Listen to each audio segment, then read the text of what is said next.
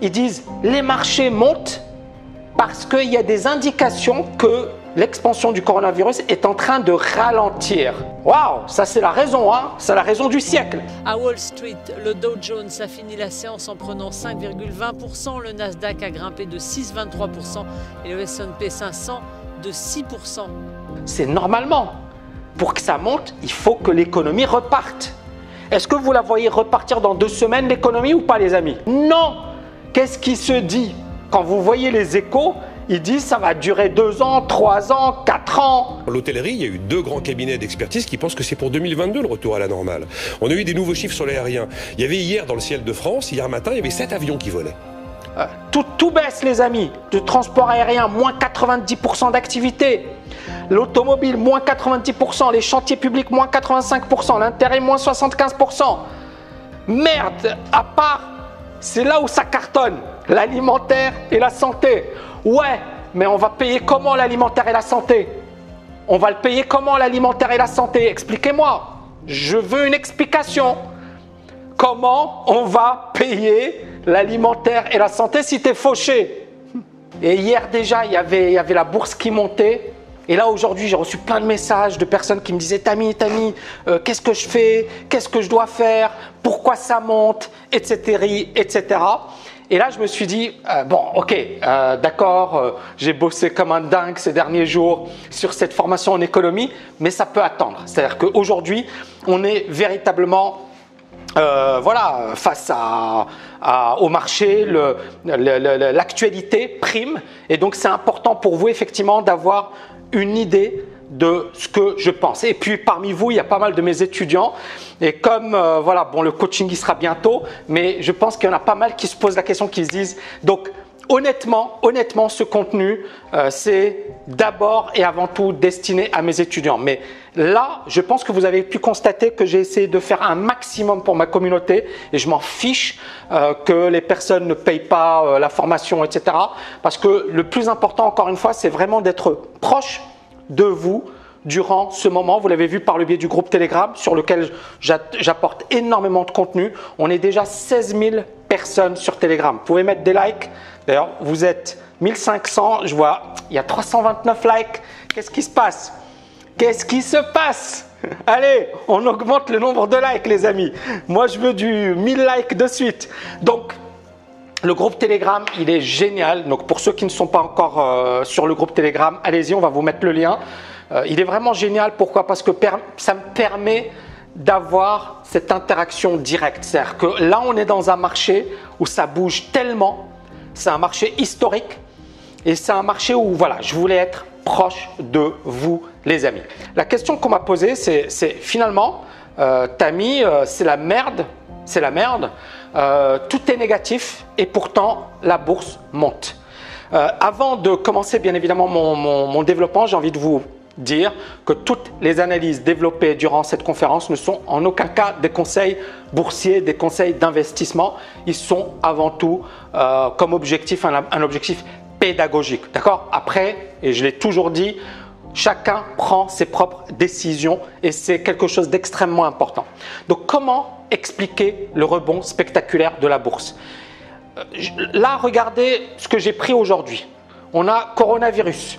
Nous ne sommes pas encore au pic parce que, encore une fois, la raison évoquée hier pour expliquer, et là je vais juste agrandir un petit peu mon écran, la raison évoquée hier pour expliquer la hausse, c'était quoi? C'était de dire justement le coronavirus, c'est fini, c'est quasiment fini, on a atteint un pic, le nombre de morts commence à diminuer. Et là, vous avez Olivier Véran qui explique que on est encore en phase d'aggravation de l'épidémie.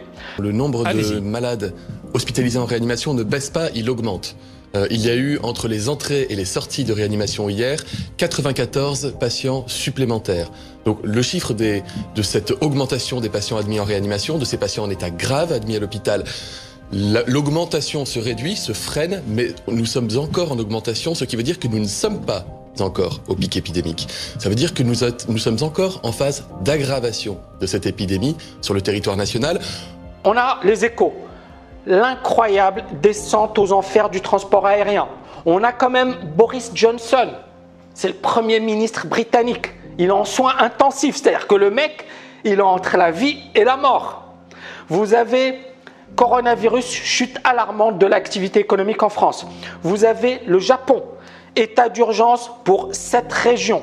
Et vous avez l'Espagne, le nombre de décès repart à la hausse en Espagne. Alors la question que j'ai envie de vous poser les amis, la question que j'ai envie de vous poser, c'est est-ce que vous trouvez ça logique? Je vous pose la question, est-ce que vous trouvez ça logique? Que la bourse explose à la hausse et que les nouvelles, à part une nouvelle, c'était quoi? C'était de dire ah bah tiens, ça commence à ralentir. Est-ce que vous trouvez cette hausse logique? C'est pas logique. Est-ce que vous vous rappelez de ce que je vous avais dit la semaine dernière? J'avais fait un live et je vous avais dit la chose suivante. Je vais revenir dessus. Je vous avais dit la chose suivante. Je vous avais dit quand la news positive, d'accord, et que le marché baisse, c'est négatif. Quand vous avez des nouvelles négatives et que le marché monte, c'est positif. Jusque-là, vous me suivez. Et je vous ai pris l'exemple de 2003. Est-ce que vous vous en rappelez? Et je vous avais dit en 2003, on avait la guerre en Irak. On avait également les avertissements sur résultats. D'accord, que ce soit Yahoo, eBay, etc. Il y avait pas mal d'entreprises qui avaient annoncé des avertissements sur résultats, c'est-à-dire que leurs résultats étaient moins bons que prévu. Et pourtant, 2003, ça a été l'année du retournement à la hausse de la bourse. D'accord? Mais je vous avais également dit que 2003, en fait, il y avait avant, on a eu le 2000, le crack des valeurs technologiques, 2001 avec le 11 septembre, etc. 2002 et tout ça, ça nous a mené à 2003. Vous vous en rappelez? Donc jusque-là, tout va bien. Donc après, l'idée c'est quoi? C'est que quand vous avez une nouvelle négative et que le marché monte, c'est un signal extrêmement positif. D'accord? Et aujourd'hui, on peut dire que les nouvelles ne sont pas très positives. Elles sont toujours négatives. Maintenant, pourquoi le marché monte? Il y a plusieurs raisons. Alors, je vais ici développer. Pourquoi le marché monte? Plusieurs raisons qui peuvent expliquer la hausse du marché. Premièrement, bien sûr, rachat d'actifs. D'accord? C'est-à-dire que la Fed, sans le dire, BlackRock, compagnie, d'accord, ils sont en train de racheter. Pourquoi? Pour éviter le phénomène de panique. Deuxièmement, il y a les personnes qui considèrent que c'est une opportunité, d'accord? Donc les nouveaux acheteurs, d'accord, mais ils risquent de se faire avoir. Troisièmement, il y a les gens qui se sont fait stopper, c'est-à-dire des vendeurs, des personnes qui ont shorté le marché, ils ont vendu le marché, et donc ils ont vendu le marché, supposons que le marché il a fortement baissé, d'accord, ils ont vendu le marché par là, et comme le marché commence à remonter, là ils se disent merde, et donc ils achètent leur position vendeuse. D'accord? Pourquoi? Parce qu'ils sont en train de perdre de l'argent sur leur vente à découvert. Et aux États-Unis, c'est toujours possible de vendre. D'accord? Donc quand ils voient le marché monter, ils sont en train de sortir. Maintenant, jusque-là, je pense que vous m'avez suivi, tout le monde est OK pour le raisonnement? Donc ça, c'est les 3 principales raisons qui peuvent expliquer la hausse. Parce que la dernière raison, ce serait de vous dire, quatrièmement, les fondamentaux. Est-ce que les fondamentaux sont super géniaux, magnifiques? Waouh! L'économie, elle reprend. Alors, il y a quelqu'un qui m'a dit, j'ai rien compris. Tammy, explique-moi. Je veux bien t'expliquer. Mais est-ce que la grande majorité a compris déjà? Est-ce que la grande majorité a compris? À part une personne qui m'a dit, non, oui, The Big Short.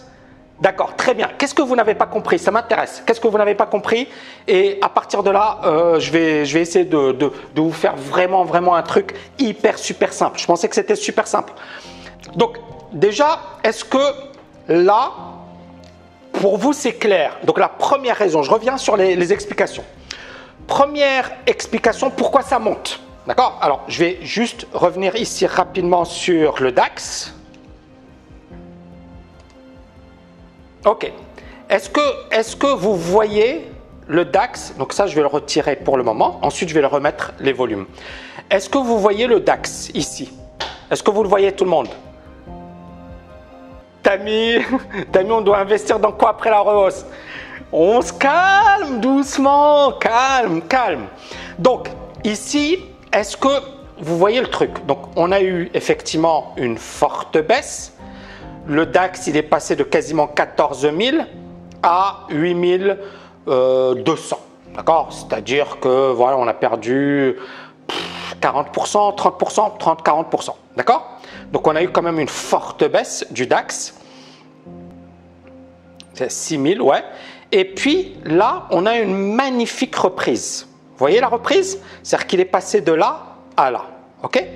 Alors maintenant, l'explication, c'est pourquoi ça a monté alors que les fondamentaux sont extrêmement négatifs. C'est quoi les fondamentaux? Ce sont les nouvelles économiques. C'est par exemple l'état de santé des entreprises, l'état de santé des pays. Or, aujourd'hui, sur un plan économique, c'est catastrophique. C'est du jamais vu depuis la Deuxième Guerre mondiale. Et certains disent que c'est la pire crise depuis 1929, la Grande Dépression. Ce qui est en jeu derrière tout cela, c'est bien l'unité de l'Union européenne et la survie du projet européen. Imaginez demain qu'après une crise d'une violence qui est comparable qu'à celle de 1929, vous ayez des États qui redémarrent très vite parce qu'ils en ont les moyens, et d'autres qui redémarrent très lentement, voire qui continuent à souffrir, qui n'ont pas des hôpitaux en bon état parce qu'ils n'ont pas les moyens de les financer, qui ne peuvent plus financer leur investissement, plus se moderniser, pas soutenir certains pans de leur industrie. Mais l'Europe ne résistera pas à cela.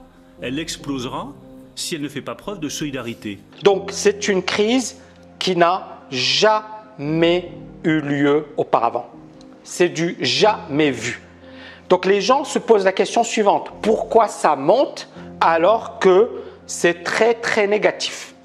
Et les explications évoquées pour justifier la hausse, c'est, et vous allez par exemple sur Bloomberg, ou même Wall Street Journal, ça va être mieux. Wall Street Journal, les Échos, bon moi voilà. Wall Street Journal, ils disent, voilà, les marchés, regardez.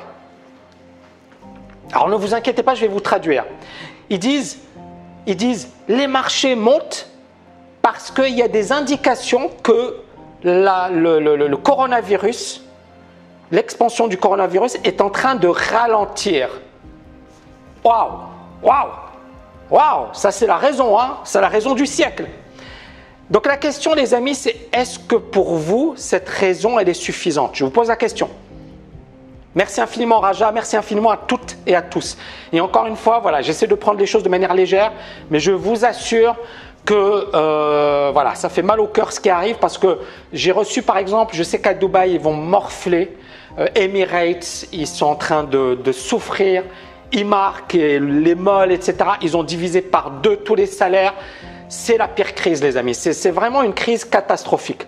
Maintenant, encore une fois, voilà, il faut garder le moral, il faut rester positif. Et là, moi, j'essaie d'être froid. Ça veut pas dire que voilà, on rigole pas un peu, mais j'essaie d'être carré et froid.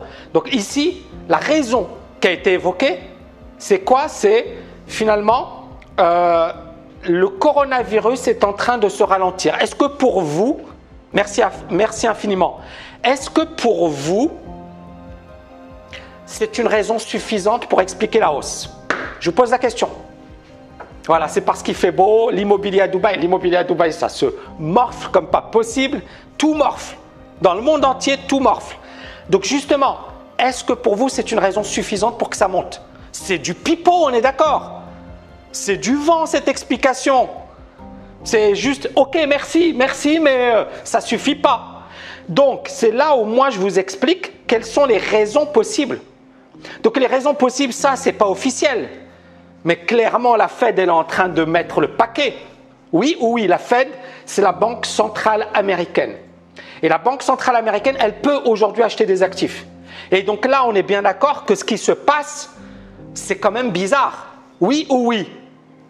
Oui ou oui, les amis? Donc, la Fed, clairement, ils savent que s'ils ne mettent pas le paquet, la bourse, elle s'effondre, mais un truc de dingue. Deuxièmement, il y a plein de particuliers, ils arrivent, ils se disent « Waouh, c'est super, je vais gagner de l'argent, je vais devenir riche. » Ils sont en train d'acheter, d'accord? Troisième raison, c'est les gens qui ont vendu. C'est-à-dire les gens, ils pensaient que la bourse allait baisser direct. Et donc, ils ont vendu par là, ils se sont dit, waouh, ça va baisser. Et là, ça monte. Et là, ils se disent, oh, ça monte trop. Je suis en train de perdre. Et ils ont pris du levier, ils ont vendu comme des fous. Et là, quand ils achètent leur position vendeuse, ils ont vendu quelque chose qu'ils n'ont pas. Et là, ils se retrouvent à perdre de l'argent. Ils achètent et donc ça fait monter le marché encore plus. Ça vous paraît logique? Et la quatrième raison, c'est normalement, pour que ça monte, il faut que l'économie reparte. Est-ce que vous la voyez repartir dans 2 semaines, l'économie, ou pas, les amis? Est-ce que vous la voyez repartir dans 2 semaines, les amis, ou pas? 2 semaines, 3 semaines? Moi, je me dis 4 semaines. Non! Qu'est-ce qui se dit? Quand vous voyez les échos, ils disent ça va durer 2 ans, 3 ans, 4 ans. D'accord? Ils ne disent pas ça va repartir dans 2 semaines. Ils disent dans 2 ans, 3 ans, 4 ans. Regardez, Boris Johnson, l'Espagne, là ils disent chute alarmante de l'activité économique. Chute alarmante. La start-up, blablabli, blablabla, bon des achats alimentaires, l'industrie au ralenti, tout baisse les amis. Le transport aérien, moins 90% d'activité. L'automobile, moins 90%. Les chantiers publics, moins 85%. L'intérêt, moins 75%. Merde, à part, c'est là où ça cartonne. L'alimentaire et la santé. Ouais, mais on va payer comment l'alimentaire et la santé? On va le payer comment l'alimentaire et la santé? Expliquez-moi. Je veux une explication. Comment on va payer l'alimentaire et la santé si tu es fauché? J'ai peur, rassure-moi, je ne vais pas te rassurer, désolé, mais je vais te rassurer en étant positif, en te disant après chaque galère, après la pluie, le beau temps. C'est comme ça que je vais te rassurer. Hein. Mais voilà, merci. Il y a Flo, il écrit la Fed. C'est-à-dire que la seule explication plausible, c'est qu'on est en train d'acheter massivement les marchés. D'accord? Mais est-ce que économiquement, on a des raisons pour que ça monte de suite? Je vous pose la question. Je veux subir ta mine. Non, ne subis pas. S'il te plaît, mon ami, ne subis pas. Reste agir. Il faut rester dans le mouvement agir. Hein. Il faut agir là.